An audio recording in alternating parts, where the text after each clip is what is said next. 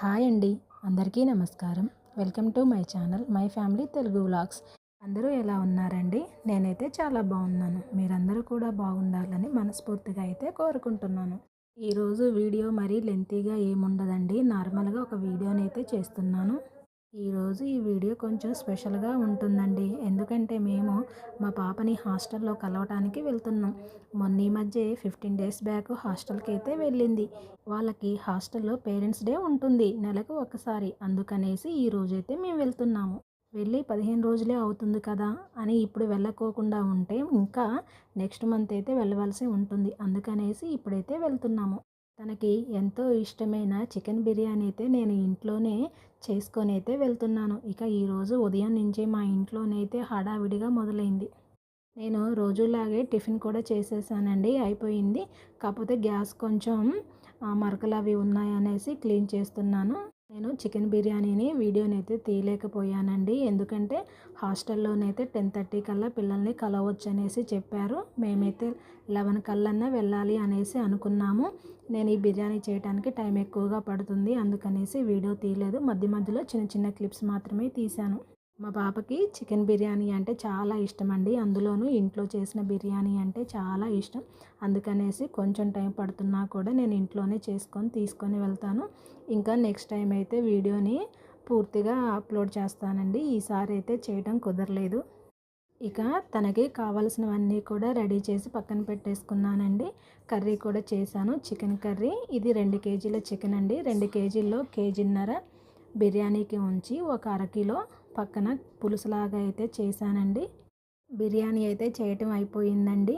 ఇక ఇది 4 గిన్నెల క్యారేజ్ బాక్స్ ఉందండి. ఇందులో పెట్టేసి ఉంచితే కాస్త చల్లారుతుంది అనేసి ఇందులోనైతే బాక్సులలోనైతే పెట్టేస్తున్నాను.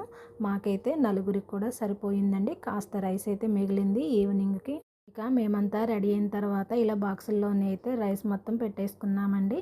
తనకి ఇది చాలా ఇష్టం కాబట్టి తింటే ఎంత సంతోషపడుతుందో అనిపించింది. తర్వాత అందరం రెడీ అయ్యి హాస్టల్కి అయితే బయలుదేరామండి. ఇక తనకి ఇలా రాగి పిండితోనైతే చేశానండి. చాలా బాగుంది టేస్ట్ అయితే. ఒకసారి మీరు కూడా ట్రై చేయండి. ఆ వీడియోని షార్ట్ రూపంలో పోస్ట్ చేశాను. పూర్తిగా వీడియో తీయడం అయితే కుదరలేదండి. ఇందులో సగం పాపకి ఇచ్చేస్తే మాకు ఇంట్లో ఉంటుందనేసి ఇలా చిన్న చిన్న క్యూబ్స్ లాగా అయితే కట్ చేసి పెట్టాను. ఇక తనకు కావాల్సిన లగేజ్ మొత్తం కూడా తీసుకొని వెళ్ళామండి. మేమైతే మార్గం మొత్తం కూడా మా పాప గురించి ఆలోచించుకుంటూ వెళ్ళామండి. హాస్టల్లో ఎలా చదువుతుందో ఎలా ఉంటుందో అనుకుంటూ వెళ్ళాము. తనకి హాస్టల్ కొత్త ఏం కాదండి, అలవాటే. కాకపోతే 2 మంత్స్ హాలిడేస్ వచ్చి ఇంట్లో ఉండి వెళ్ళింది కదా, అట్లా కొద్దిగా బాధ అయితే అనిపించింది. ఇదిగో ఇవేనండి మేము మొత్తం రెడీ చేసుకున్న లగేజ్. కానీ ఈరోజు హాస్టల్లోనైతే ఎండేమీ లేదండి. కాస్త చల్లపడే ఉంది. మేము వర్షం వస్తుందేమో అనేసి అనుకున్నాము. మేము మార్నింగ్ 11:30 కల్లా వెళ్ళామండి. ఈవినింగ్ 4:30 వరకు అయితే ఉన్నాము. 15 రోజుల తర్వాత తనను చూసిన తర్వాత చాలా సంతోషంగా అనిపించింది. తాను కూడా మమ్మల్ని చూసి చాలా హ్యాపీగా ఫీల్ అయ్యింది.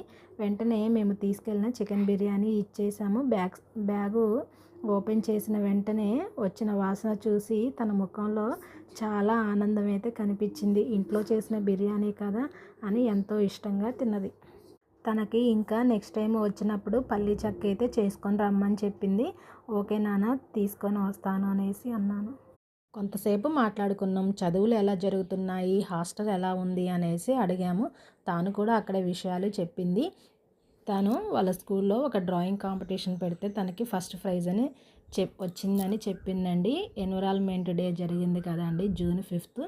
ఆ రోజు వాళ్ళకి స్కూల్లో ప్రోగ్రాం పెట్టారంట అండి. అందులో తనకైతే ఫస్ట్ ప్రైజ్ వచ్చింది. షీల్డ్ ఇచ్చారండి. చూసి మేము చాలా హ్యాపీగా ఫీల్ అయ్యాము.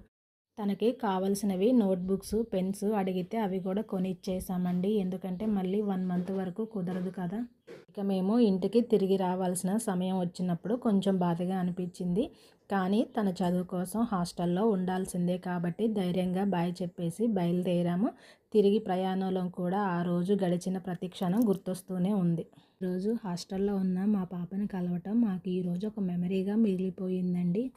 మళ్ళీ 1 మంత్ వరకు అయితే కలవటం కుదరదండి. కాకపోతే మధ్యలో ఏమైనా అవసరమైనవి కావాలి అని అంటే గేట్ దగ్గర ఇచ్చేసి వెళ్తే తనకైతే చేరుకుంటాయి.